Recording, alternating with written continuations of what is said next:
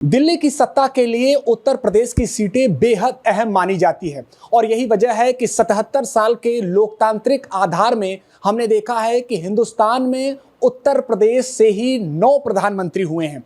पूर्वांचल की बात कर लें तो पूर्वांचल ने 5 प्रधानमंत्री बीते 77 सालों में देश को दिया है। इसलिए कहा जाता है कि कहीं न कहीं उत्तर प्रदेश से ही होकर दिल्ली का रास्ता तय होता है। 2024 लोकसभा चुनाव को लेकर बिगुल बज चुके हैं और हम भी बात कर रहे हैं पूर्वांचल से जुड़े अनसुने सियासी किस्सों को लेकर। हमारे साथ बातचीत के लिए जुड़े हैं अरुण मिश्रा जी, जो दशकों तक पूर्वांचल से जुड़ी सियासी खबरों को आप तक पहुंचाते रहे हैं और विशेष तौर पर राजनीति हो या लोकसभा चुनाव हो, उनमें इनकी सक्रिय भूमिका देखी जाती है। अरुण जी, खासतौर पर अगर उत्तर प्रदेश की बात कर ली जाए तो 9 प्रधानमंत्री दिए हैं 77 वर्षों में। क्या वजह है उत्तर प्रदेश की सीटें इतनी महत्वपूर्ण मानी जाती है? देखिए, उत्तर प्रदेश पूरे देश का नेतृत्व इसलिए करता है कि सबसे बड़ा यह प्रदेश है, आबादी के लिहाज से, क्षेत्रफल के लिहाज से, और चाहे किसी भी क्षेत्र में शिक्षा हो, व्यवसाय हो, किसी भी क्षेत्र में उत्तर प्रदेश का सबसे बड़ा योगदान रहा है। आप नेहरू जी से लेकर के लाल बहादुर शास्त्री को लीजिए, इंदिरा गांधी को लीजिए, चंद्रशेखर को लीजिए, बीपी सिंह को लीजिए, राजीव गांधी को लीजिए, और अब तो वर्तमान में प्रधानमंत्री नरेंद्र मोदी हैं। तो उत्तर प्रदेश ने आबादी की बात नहीं है, सबसे ज़्यादा सीटें भी हैं, 80 सीटें हैं। जो भी आदमी चुनाव भी लड़ता है, जब भी लोकसभा का चुनाव हुआ तो सबसे ज़्यादा सीटें जिस भी पार्टी को मिली उसने सरकार बनाई। कोशिश ये रहती है कि उत्तर प्रदेश में राजनीति का इसलिए भी गढ़ कहा जाता है कि आप ध्यान दीजिए, यदि कभी मोरारजी देसाई को भी बनना हो या देवेगौड़ा को हो, तो यूपी की सियासत ने जो भी लोग रहे वहाँ पर, उन्होंने उनको समर्थन दे करके सरकार बनवाई। मुझे याद है कि जब बीपी सिंह का 90 के दशक में जब बीपी सिंह ने मंडल आयोग लागू किया था, तो उस समय जब सरकार गिरी तो सबसे पहले चंद्रशेखर का नाम आया और उस समय कांग्रेस ने उनको समर्थन दिया और चंद्रशेखर जी ने सरकार प्रधानमंत्री बने। भले ही 7 महीने सरकार चली, कांग्रेस ने बाद में अपना समर्थन वापस ले लिया, लेकिन चंद्रशेखर जी की अपनी एक विधा थी, बात करने की एक शैली थी। चंद्रशेखर जी हमेशा युवा तुर्क के रूप में माने गए। वो खरे खरे बोलते थे, जो भी बातें, स्पष्टवादिता उनके अंदर थी। ऐसी स्पष्टवादिता बहुत कम, वो संसद भवन में भी विपक्ष के लोगों से भी सहयोग मांगना पड़ता था तो वो सहयोग मांगते थे। तो क्योंकि स्पष्टवादिता वाले चंद्रशेखर बहुत दिन तक टिके नहीं रह सकते राजनीति में, तो ऐसी स्थिति में कांग्रेस के साथ उनका मनमुटाव हुआ, बहुत सारे मुद्दों को लेकर के सरकार गिरी। लेकिन मुझे लगता है कि उत्तर प्रदेश ने बहुत सारे प्रधानमंत्री ही नहीं दिए, देश को एक नई दिशा दी इस प्रधानमंत्री के जरिए। नेहरू से यदि जोड़ेंगे तो नेहरू जी ने उपनिवेशवाद को, जिस तरह से विदेश नीति जिस तरह से नेहरू जी की थी, उनसे लेकर के आज तक प्रधानमंत्री नरेंद्र मोदी ने जिस तरह से विश्व स्तर पर भारतीय जनता जिस तरह से देश का नाम ऊंचा किया है, वो मुझे नहीं लगता कि आने वाले दिनों में भी मुझे लग रहा है कि उत्तर प्रदेश ही केंद्र की राजनीति का मुख्य केंद्र बिंदु होगा। अरुण जी, जैसा कि चंद्रशेखर जी का आपने जिक्र किया, तो कोई एक ऐसा सियासी किस्सा आपको याद आ रहा होगा जो आप बताना चाह रहे होंगे दर्शकों को? खासतौर पर एक उनका चर्चा होता था कि जब वो आ रहे थे तो अपने लोगों से मिलने के लिए उन्होंने ट्रेन रुकवा दी थी, वो जाना नहीं, चंद्रशेखर जी कभी भी वो ट्रेन से ही यात्रा ज़्यादातर करते थे, जिससे उनके रास्ते में बलिया के इब्राहिम पट्टी के रहने वाले थे। और वो जब राजनीति में थे, जब वो इलाहाबाद छात्र संघ की राजनीति में थे, जिस समय इमरजेंसी लागू, वो देखिए नरेंद्र देव जी के शिष्य माने जाते थे। तो ऐसी स्थिति में वो हमेशा जो छात्र राजनीति में भी पूर्वांचल के छात्रों के बीच में रहनुमाई करते थे, अगुवाई करते थे। जब वो प्रधानमंत्री बने तो कहीं भी ट्रेन रुक जाए, मान ली किसी स्टेशन पर रुक गई, तो वो सारे प्रोटोकॉल तोड़ करके स्टेशन पर लोग जुड़ जाते थे कि चंद्रशेखर जी आ रहे हैं। किसी भी क्षेत्र के लोग रहते थे यूपी में तो उनसे मिलने के लिए उतर जाते थे। कई बार ऐसा हुआ है, एक बार किसी ने चेन पुलिंग कर दिया, ट्रेन रुक गई, लगा कि चंद्रशेखर जी जा रहे हैं, तो वो रुक गए, उतर गए और 2 मिनट जनता से मिले, हाथ हिलाए चले, वो खेतों में चले जाते थे।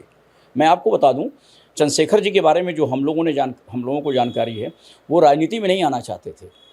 आप कभी राम बहादुर राय जी की एक किताब है, उसमें उन्होंने लिखा है इस चीज़ को। वो जब इलाहाबाद में पढ़ाई करते थे तो उनको लगता था कि अरे नहीं, हमको राजनीति में नहीं आना है। वो होटल खोलने के पहले चक्कर में थे, उसमें पैसा इतना नहीं था जिससे कि वो कोई होटल खोल सकें, क्योंकि पैसे 10 लाख रुपए को, उस ज़माने में 10 लाख की कीमत बहुत थी। उन चाहते थे कि कोई हम बड़ा होटल खोलें जिससे हम व्यवसाय में आएँ।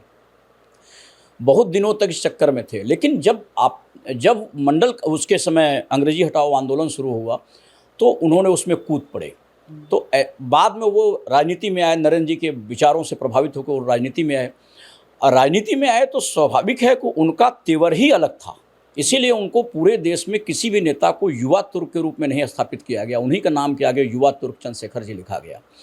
वो एक सामान्य आदमी थे। उनके बारे में ये कहा जाता है कि वो जैसे किसी देश के भी एक बार पीएम नवाज शरीफ थे तो उनसे भी बात करने में उनको हिचक नहीं हुई। वो फ़ोन कर देते थे कि हमारे यहाँ के इंजीनियर आपके यहाँ गए हुए, उनको देख लीजिए, बदमाशी मत करिए, ऐसे शब्दों का प्रयोग कर देते थे। उनके दूसरे देशों के भी नेताओं से अच्छे रिश्ते थे, उतना ही रिश्ते अच्छे थे जितना वो विपक्ष के नेताओं से भी रखते थे, जितना उनके साथ कांग्रेस के नेताओं से उनके अच्छे रिश्ते थे। कांग्रेस में हो करके भी उन्होंने एक बार, जिस समय उन्होंने आपातकाल लागू हुआ था, कांग्रेस में थे, लेकिन उन्होंने इंदिरा गांधी से कहा था कि आप मुझे कैद में रख सकती है, मेरे जुबान को कैद में नहीं रख सकते। ये बहुत बड़ी बात थी। तो ऐसी स्थिति में चंद्रशेखर जैसे लोग, वैसे ही कमलापति त्रिपाठी थे, आप समझिए रेल मंत्री हुए, उत्तर प्रदेश के मुख्यमंत्री थे, कांग्रेस के अध्यक्ष भी थे। तो राजीव गांधी जैसे नेता जब उनका निधन हुआ तो आपको बता दें बनारस आए और आ करके उन्होंने कंधा दिया था। और ये कहा जाता है कि जब वो चंदौली संसदीय क्षेत्र से, उस समय चंदौली बनारस का हिस्सा हुआ करता था, तो क्योंकि वो जब मुख्यमंत्री थे तो वो चले जाते थे पब्लिक के बीच में, ऐसे ही उनको हर गांव में चले जाते थे। लोगों ने कहा कि यहाँ पर हम लोगों को पानी का साधन नहीं, उन्होंने गांव-गांव में नहर बिछवाने का काम किया। और इसीलिए उत्तर प्रदेश में चंदौली को धान का कटोरा कहा जाता है, क्योंकि नहरों का जो जाल बिछाया वो उन्होंने किया। और भी किस्से कमलापति त्रिपाठी के हैं। कमलापति त्रिपाठी जी ने कि यहाँ जो भी गया उनका पैर छू लिया, और ये मानता था कि हम बनारस या चंदौली या भदोही के हैं। उस समय भदोही, चंदौली और बनारस एक जिला हुआ करता था। बनारस था, पश्चिम भदोही, पश्चिम बनारस और पूरब बनारस, ऐसे था। तो 3 जिलों को मिला करके यह बनारस था। बहुत बड़ी आबादी थी, बहुत बड़ा क्षेत्रफल था। 2-2 एक एसपी ग्रामीण भदोही की तरफ थे, एक एसपी, 2-2 एसपी हुआ करते थे यहाँ पर। तो ऐसी स्थिति में जब भी उनके यहाँ कोई जाकर के पंडित जी का पैर छू लिया, उसमें रेल मंत्री थे, कि हमारे भी बेटे को आप नौकरी लगवा दीजिए, वो बोल देते थे जाओ नौकरी तुम्हें लगा दूं। मैं आपको बता दूं, हज़ारों लोगों को उस दौर में उन्होंने नौकरी दिया रेलवे में, चाहे वो गैंगमैन के पद पे रहे हों, चाहे कीमैन के पद पे रहे हों, चाहे वाटरमैन के पद पे रहे हों, चाहे टीटी रहे हों।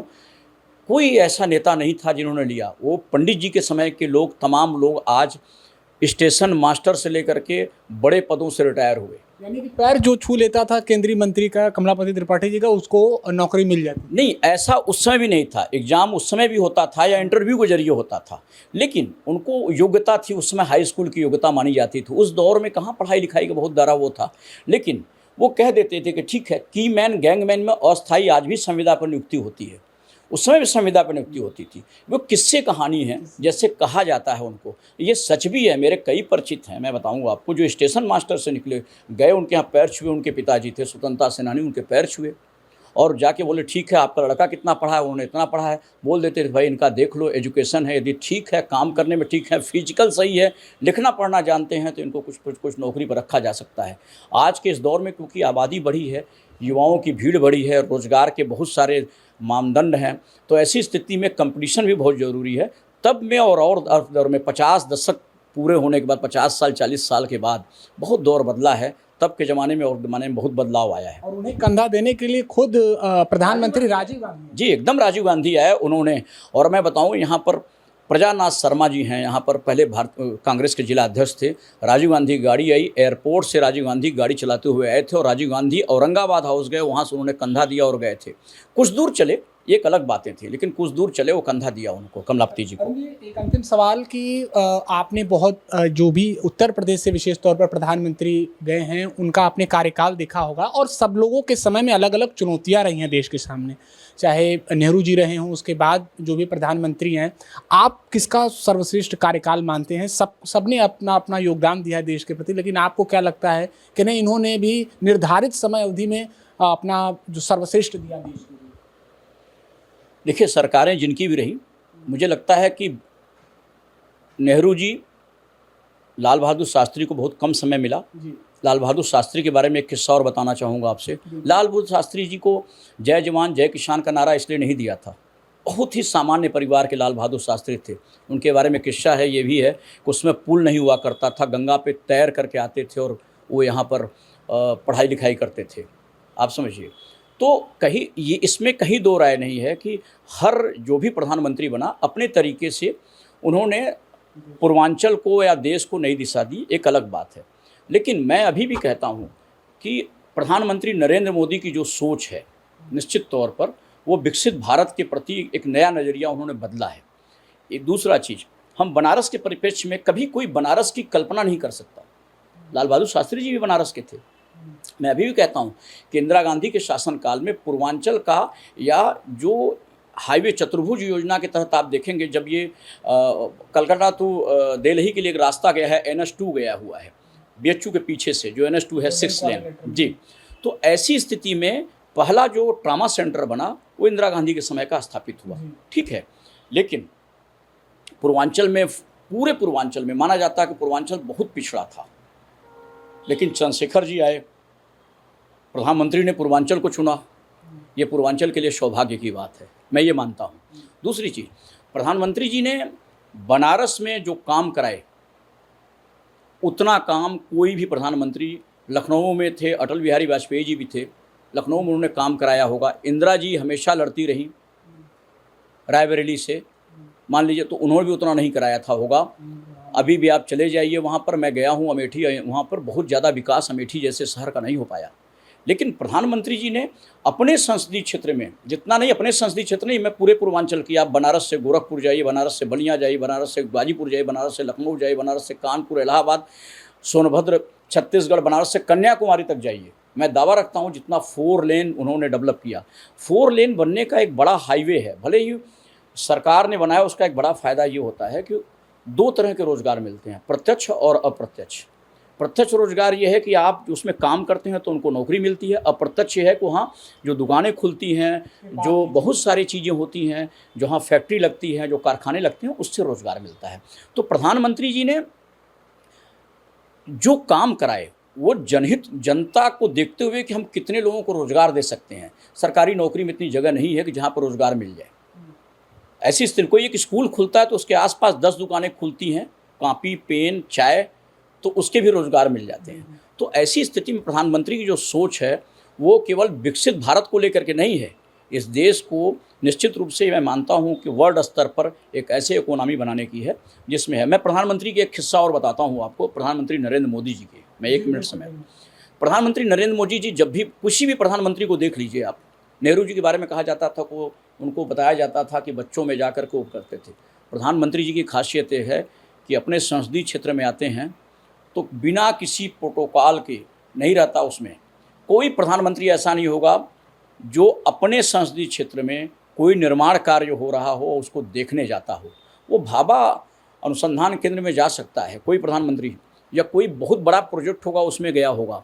अपने संसदीय क्षेत्र में किसी रोपवे को देखने जाना हो, किसी रेलवे स्टेशन को देखने जाना हो, किसी गंगा का वो बन रहा है उसको बंदरगाह को देखने जाना हो, कोई ऐसा प्रधानमंत्री नहीं दिया। क्योंकि नरेंद्र मोदी जी ऐसे हैं जो अपने संसदीय क्षेत्र में आते हैं, हर बार जो प्रोजेक्ट चल रहे हैं उसका स्थलीय निरीक्षण करते हैं। जो काम किसी मुख्यमंत्री को करना चाहिए, यहाँ के कमिश्नर को करना चाहिए, वो हमेशा करते रहते हैं। ऐसा नहीं, मुख्यमंत्री जी भी आते हैं, हमेशा करते हैं, लेकिन प्रधानमंत्री का होना, वहाँ जाना।